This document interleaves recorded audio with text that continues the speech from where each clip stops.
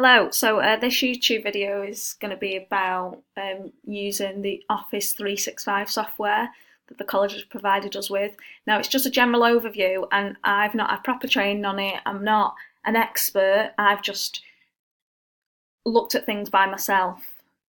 I'm not sure whether we are going to get training on it. Apparently we are, but if not, here's a little video tutorial for you.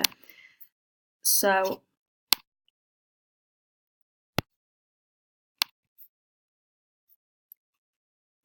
to access Office 365, all you need to do is either type in the address bar Office 365, you can Google it, you can search for it, or the website is literally www.office.com. Okay, I'm actually already signed in, but I want to show you how you would do it if you were signed out. Okay, so www.office.com. Okay, you click sign in.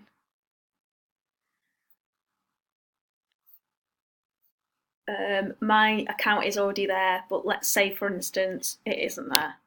Okay, so add your email address, that's just your college email address, so just type that in. I always do TMC because it's so much easier than writing the Manchester College. I appreciate some of you will be on USEN and LTE group. Okay, click next. What it will do then is automatically take you to the LTE group sign-in page. So all you need to do is then sign in, and you only have to do this once. Okay, as always, I would advise that you use Google Chrome or Firefox and not Internet Explorer.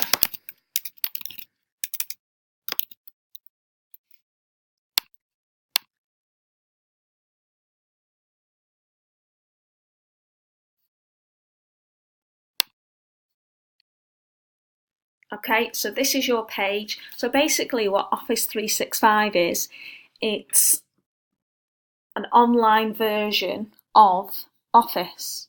So you don't need to use Word or PowerPoint on your laptop, or if you've forgotten your laptop and you're at home and you haven't got the software. I have a Mac, I will never buy Office, so this is great to use when you're at home. Not only that though, if you've ever used Google Docs, it's a little bit like that. So you can share documents, and many people can update the same document at the same time. So for instance, in our department, if we have to fill in documents or the same document, we're doing sort of round robin where one person's passing it to the other, and we don't know, where it's ended up or how long someone's taken to do it. So this way you can see who's filled it out, or you can still see who's already, parts that are missing or things that are already there you can already see. So this is why it's good. You can use Google Docs, but what the college want